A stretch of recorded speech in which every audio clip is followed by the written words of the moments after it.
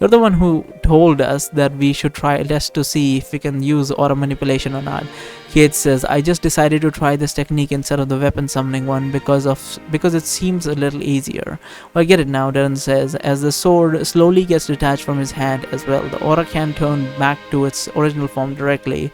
You need to undo the process by following the same steps in reverse. That's why I couldn't simply imagine the glue disappearing, had to turn it back into a liquid first. It's a really weird one. Like, they are doing pretty much the same thing that Barry, the magic the Barry created, and no one was able to figure it out, even though they have like very similar things in aura manipulation. Very weird, but okay. I suppose no one would connect like aura manipulation stuff to like trap magic, but whatever.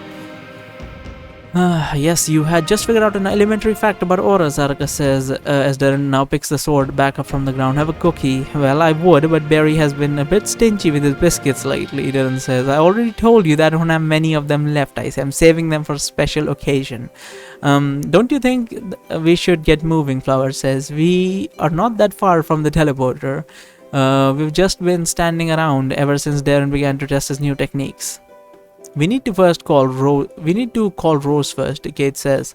We might not get another chance to ask about the medicinal herbs we need once we reach the surface. We need to call Rose first, Kate says. We might not get another chance to ask her about the medicinal herbs we need once we reach the surface. Kate is right, Darren says. I almost forgot about Rose. I'm calling her now. He then takes out his transceiver, changes his frequency, taps on it once. Rose, are you there? Darren says, yes. Rose says in a sleepy voice, I'm awake.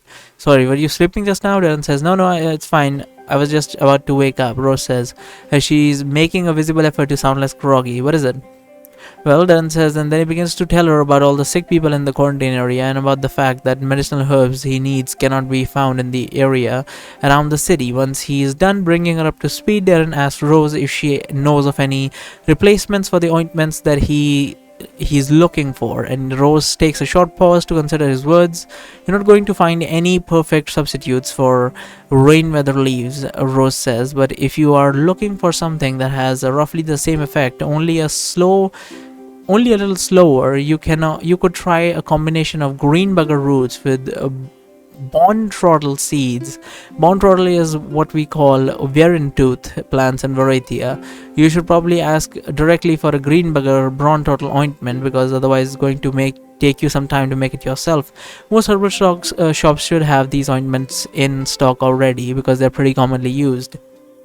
And these plants grow pretty much everywhere on the continent. As for summer glow grass, you can easily replace that with crown vic herbs and it won't make much of a difference. No idea that they even make ointments out of bron trottle. Darren says, thanks a lot. This info will surely help. You're welcome, Rose says. Rose, Flower says in a somewhat timid tone. Yes, Flower, Rose says, trying to use a warm, welcoming voice, despite seemingly rather tired. I heard that you helped out last night in getting me to make up with Petal, Flower says. I wanted to thank you. It really means a lot to me.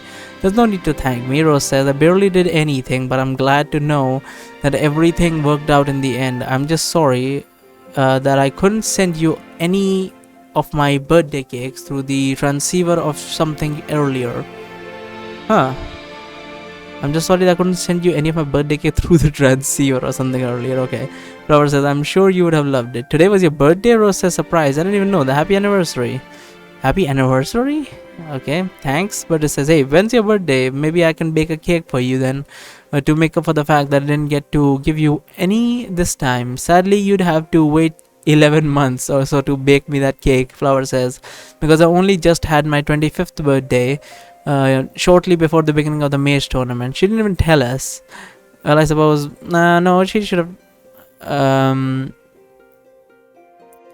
Then again, I also don't celebrate if no one asks, I would never say out loud, oh, today is my birthday. I've never done that, so I suppose it's fine.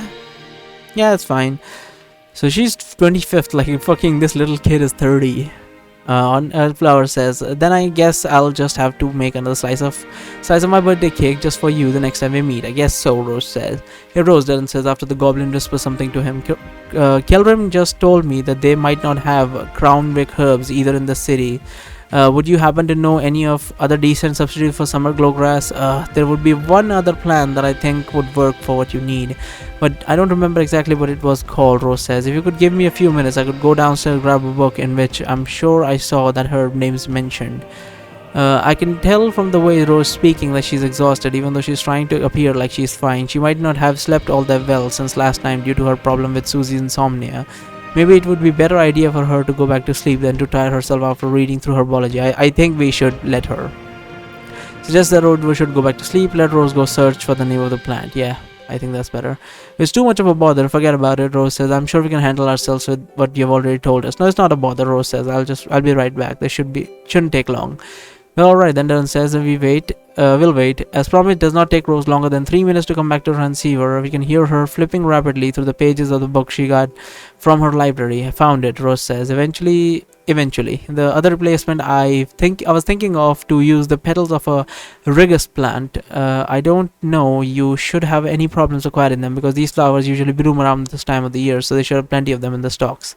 Thanks again, Rose, and says, I promise that we won't let your information go to waste. Good, Rose says. Well, if that was all you need, I think I'm going to be making some breakfast now. All this going up and down the stairs made me a bit hungry. Talk to you all later. So settle then, Kate asks as Darren closes the receiver. Do we know which way we are headed? I seriously wonder what sort of conversation would you have with Rose in a playthrough where you actually like boned her. I'm sure once I finish this, I'm gonna go back to my playthrough if I feel like it, because it's gonna take a long time to make that video because it's gonna be a lot of reading on my own, even though I'm gonna be skipping a bunch of shit, but still. Oh man. Yeah, I'll try to make a video where I'll show like if you like get together with what is her name? Rose. What happens then? Because I'm sure there's probably a romance pathway with Layla and with Rose or with Kate. Highly doubt there will be a harem pathway. This is not a Japanese game as far as I know. So whatever. Now moving on. Kate asks us, Darren closes the transceiver. Do we know which way we are headed? What do you think, children?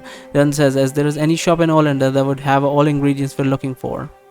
I don't know of any specific shops that has everything we need, Kelram says, but there is a particular area in the shop that has 3 different herbalist shops relatively close to each other, so I think that's where we should begin our search. These 3 shops are always in direct competition with one another, and for that reason they try to keep the quality of the merchandise as high as possible. Perfectly honest, if you don't find what you need in these 3 shops, I'm not sure if you'll be able to find it elsewhere in the city. Then we better make sure to get the herbs from them no matter what, Darren says. After you haggle over the prices a little, of course, Adric says. So we'll see. Darren says, let's get going in, Marindra says. And don't forget to suppress your auras before you teleport to the surface. I'm talking about suppressing them completely, not just hiding the magic from your auras, because otherwise you'll get easily detected by people with a keen enough magical sense. You can take a look at how Illuna is always doing it if you want a clear example. Yeah, you got it. Does our character need to do that? I don't think our character can do that at the moment. I mean, he does have aura, but he can't really properly manipulate it. Well, I always thought about it, like our character Barry, he has aura, right? So even if he can't use magic, he should still be able to learn like aura manipulation techniques. So why doesn't he try to do that? Anyway, maybe it was such an obscure like pathway that he never got any books on it or something that would help him. Whatever. Finally reach the entrance to the teleporter room. Once we are inside, we see that the teleporting device is still being operated by the same guy from yesterday. Just like the king of the underground and Albert, the teleporter guy does not seem to have gotten much sleep last night. Well, if it isn't Barry Thundercloud, Hardrick says in a loud voice that he sees the teleporter guy. How have you been? Wait, don't answer me. I think I can already tell from the look on your face. Rough night, huh? I suppose you could say that. The teleporter guy answers him. Your full name was Barry Thundercloud? Kelram says, ask the teleporter guy, surprised. I never knew.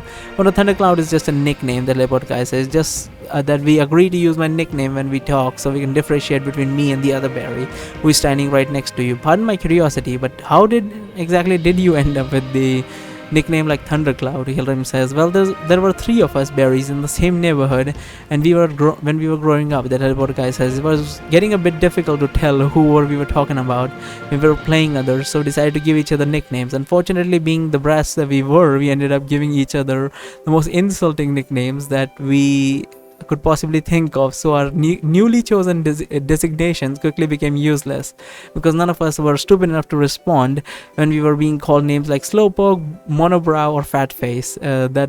That was when my little brother stepped in. He told us to stop fighting and that he would make us some better nicknames for us, which we would have no reason to refuse. And he always was the voice of reason in our little group, even when we were little.